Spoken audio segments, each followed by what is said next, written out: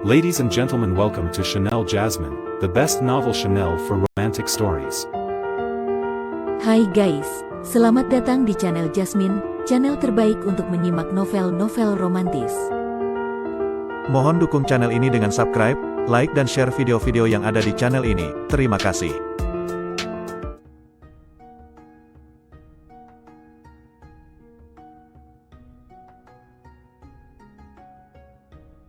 Perintah Kaisar Naga bab 5236, 5237, 5238. Itu Zhao Tianyi yang dia temui di gerbang kota.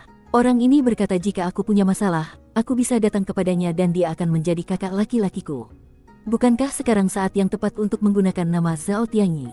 Kemudian, Dev perlahan mengucapkan sebuah nama, Zhao Tianyi, apakah kamu mengenalnya? Zhao Tianyi. Ketika lelaki parubaya itu mendengar nama itu, raut wajahnya tiba-tiba berubah, dan sekilas ketakutan terpancar di matanya.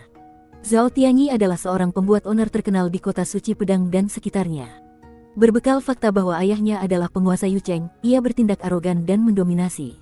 Kekuatannya juga cukup mengesankan, dan pasukan biasa tidak berani memprovokasinya. Melihat perubahan ekspresi pria parubaya itu, Dev mengerti dan melanjutkan, Zhao Tianyi dan aku bersaudara. Menurutmu apa yang akan dia lakukan jika dia tahu aku disakiti olehmu? Wajah pria parubaya itu muram dan ragu. Ia memang sedikit takut pada Zhao Tianyi, tetapi gedung berita telah beroperasi di kota suci pedang selama bertahun-tahun dan memiliki pendukung. Jika ia membiarkan Dev dan yang lainnya pergi seperti ini, bukankah ia akan ditertawakan jika berita itu tersebar? Dia menggertakkan giginya dan berkata dengan keras kepala, kalaupun kamu kenal Zhao Tianyi, terus kenapa? Ini kota suci pedang, bukan wilayah ayahnya. Membunuh seseorang berarti membayar dengan nyawa, dan berutang berarti membayar utang. Kamu membunuh seseorang, jadi kamu harus tetap tinggal. Kamu bisa selamatkan nyawamu, atau kamu bayar batu abadi yang cukup sebagai kompensasi. Kalau tidak, jangan pernah berpikir untuk pergi. Dia jelas tidak ingin terlalu menyinggung Zhao Tianyi atau menyelamatkan mukanya, jadi dia meminta kompensasi. Dev menatapnya dan berkata perlahan, aku ulangi, aku adalah adik Zhao Tianyi. Jika kamu bijaksana hari ini, kembalikan 1 juta batu abadi itu dan minta maaf, mungkin masalah ini bisa dihentikan. Kalau tidak, saat kakak tertuaku datang, apalagi ganti rugi, aku khawatir kamu tidak akan bisa menyelamatkan gedung berita ini. Dia pemarah dan mungkin akan benar-benar merobohkan gedungmu yang rusak itu. Kamu berani mengancamku. Pria parubaya itu marah mendengar kata-kata Dev. Ia merasa Dev memanfaatkan Zhao Tianyi untuk menakut-nakutinya. Jika ia benar-benar takut, bukankah ia akan terlihat terlalu pengecut? Dia tertawa terbahak-bahak, Zhao Tianyi. Dia bukan siapa-siapa. Apa kamu benar-benar berpikir gedung beritaku bisa ditaklukkan? Belum lagi dia tidak datang, kalaupun datang, kamu tidak akan mudah hari ini. Begitu ia selesai berbicara, sebuah suara arogan terdengar dari luar gedung berita, siapa bilang aku bukan siapa-siapa? Siapa yang meremehkanku? Sebelum ia selesai berbicara, sesosok tubuh menyerbu seperti badai. Itu adalah Zhao Tianyi. Dia diikuti oleh beberapa pengikut, yang semuanya tampak agresif. Zhao Tianyi langsung melihat Dev dan Humazi yang terkepung, lalu melihat mayat-mayat di tanah. Ia tersenyum dingin, apa urusannya saat ini? Dia hanya membunuh pelayan kecilmu. Beraninya kamu, dari gedung berita mengganggu saudara-saudaraku. Zhao Tianyi langsung menghampiri Dev dan menepuk pundaknya, adik kecil, kamu baik-baik saja. Kalau ada yang berani mengganggumu, aku akan menghajarnya. Ketika pria parubaya itu melihat Zhao Tianyi benar-benar datang, wajahnya langsung memucat. Kesombongannya yang sebelumnya lenyap dan ia tergagap, Zhao. Tuan muda Zhao, kenapa kamu di sini? Zhao Tianyi meliriknya sekilas, kalau aku tidak datang, adikku akan diganggu sampai mati olehmu, bajingan. Bukankah kamu baru saja bilang aku bukan siapa-siapa? Pria parubaya itu segera menggelengkan kepala dan melambaikan tangannya, tidak, aku tidak. Mengatakan itu, Tuan Zhao, kamu pasti salah dengar, bagaimana mungkin aku berani mengatakan itu kepadamu? Omong kosong. Seorang antek di belakang Zhao Tianyi berteriak, kami mendengarnya dengan jelas di luar tadi. Kamulah, orang tua, yang mengatakannya. Zhao Tianyi melangkah maju dan menatap tajam pria parubaya itu, berani melakukannya tapi tidak bertanggung jawab. Kurasa kamu tidak akan mampu bertahan di gedung berita ini. Sebelum dia selesai berbicara, dia tiba-tiba bertindak secepat kilat dan menamparkan dada pria parubaya itu dengan satu telapak tangannya. Pria parubaya itu tak sempat bereaksi. Terdengar bunyi gedebuk pelan, dan ia terlempar mundur seperti layang-layang yang talinya putus, menghantam dinding dengan keras dan menyemburkan darah. Jelas sekali bahwa ia sudah mati. Para penjaga di gedung berita di sekitar begitu ketakutan hingga raut wajah mereka berubah drastis. Mereka ingin maju, tetapi mereka terintimidasi oleh aura Zhao Tianyi dan tidak berani bergerak. Zhao Tianyi bertepuk tangan dan berkata dengan angkuh, siapa lagi yang masih ragu? Berani menyentuh adikku, inilah akhirnya. Hari ini aku akan merobohkan bangunan rusak ini dan melihat siapa yang berani menjadi buta.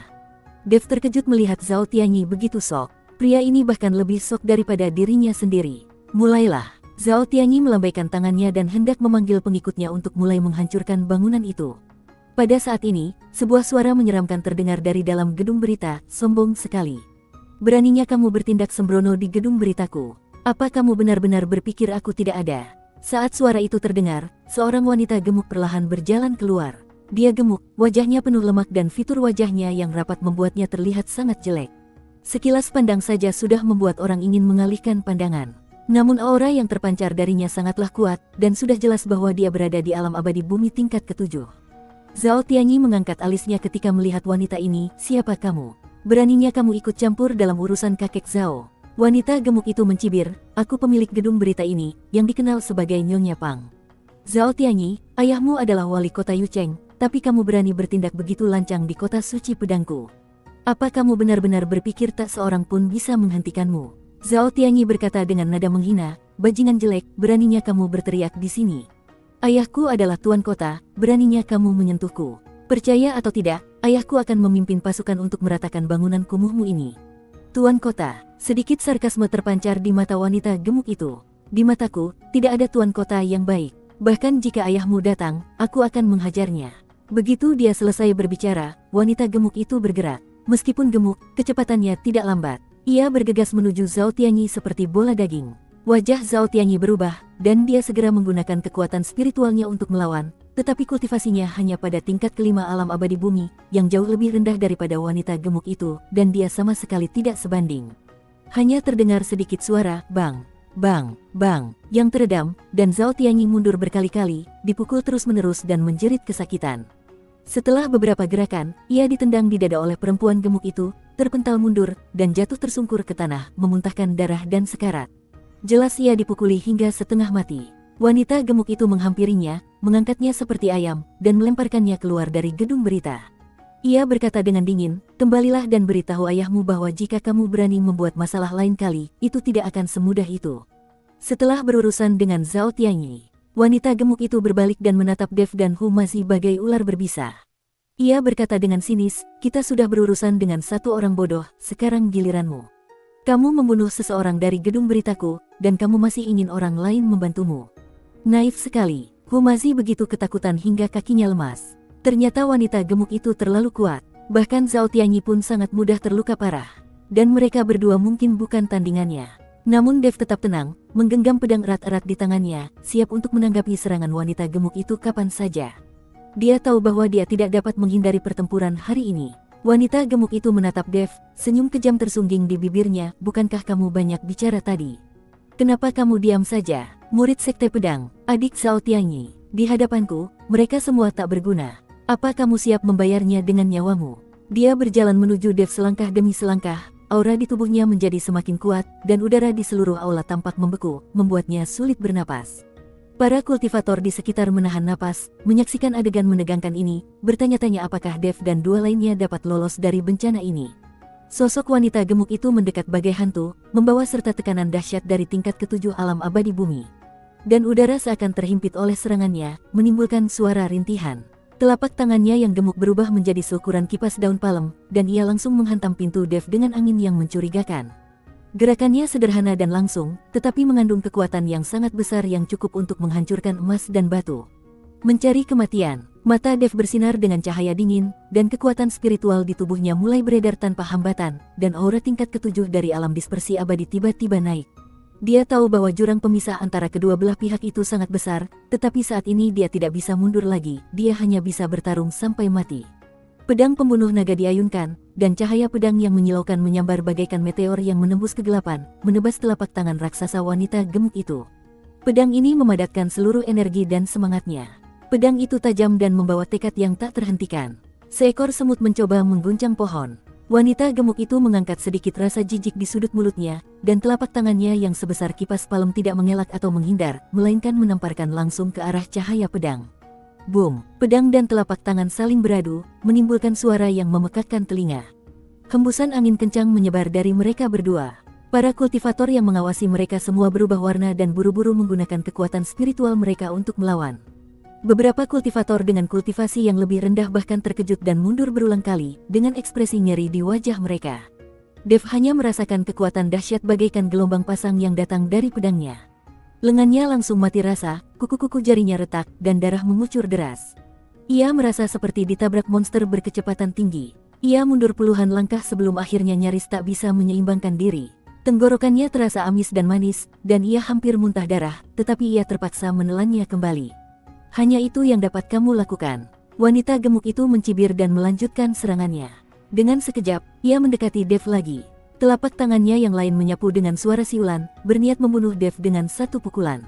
Para kultivator di sekitar berseru, sudah berakhir, pemuda ini dalam masalah. Bagaimana mungkin kekuatan tingkat ketujuh alam abadi bumi dapat dilawan oleh alam dispersi keabadian? Sayang sekali, tulangnya memang kuat, tapi kekuatannya jauh tertinggal. Humazi begitu cemas hingga matanya memerah. Ia ingin maju untuk membantu, tetapi dihentikan oleh beberapa penjaga dari gedung berita. Ia hanya bisa menyaksikan telapak tangan besar wanita gemuk itu hendak mendarat di Dev dan meraung cemas. Pada saat kritis ini, kilatan kegilaan melintas di mata Dev. Alih-alih mundur, ia malah maju dan memutar tubuhnya dengan paksa untuk menghindari titik-titik vital.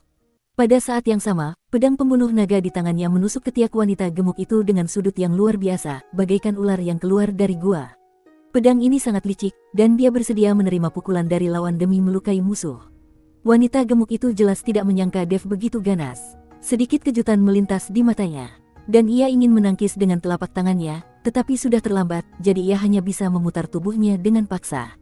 Wus, pedang itu berkilat, dan meski tidak mengenai titik vital, namun tetap saja membuat luka yang dalam pada lengan wanita gemuk itu, dan darah langsung mengucur deras. Mencari kematian, wanita gemuk itu murka. Seorang kultivator kecil tingkat 7 di alam dispersi keabadian tidak hanya menerima dua serangannya, tetapi juga melukainya. Sungguh memalukan dan terhina. Ia meraung marah, dan serangannya semakin ganas. Telapak tangannya beterbangan, menghalangi semua jalur pelarian Dev. Setiap pukulannya membawa kekuatan untuk menghancurkan dunia. Dev menggertakkan giginya dan, mengandalkan gerakan tubuhnya yang indah dan tekad yang kuat, berjuang untuk bertahan melawan serangan ganas wanita gemuk itu. Luka-luka baru terus bermunculan di sekujur tubuhnya, darah membasahi pakaiannya, dan dia tampak menyedihkan, tetapi matanya semakin bersinar, dengan cahaya semangat yang gigih dan tidak pernah menyerah. Ding, ding, ding, suara benturan senjata tak henti-hentinya. Setiap kali terjadi benturan, darah Dev akan mengalir deras dan luka-lukanya semakin parah, tetapi ia selalu dapat menemukan secercah harapan dalam situasi putus asa dan bertahan. 1, 2, 3, 10 gerakan. Dev benar-benar berhasil bertahan selama 10 gerakan dari wanita gemuk itu. Hasil ini mengejutkan semua orang, termasuk para penjaga di gedung berita. Tak seorang pun dari mereka menyangka seorang kultivator tingkat ketujuh di alam dispersi abadi bisa bertahan begitu lama melawan seorang pemilik bangunan yang berada tingkat ketujuh di alam abadi bumi. Ini di luar pemahaman mereka. Bersambung.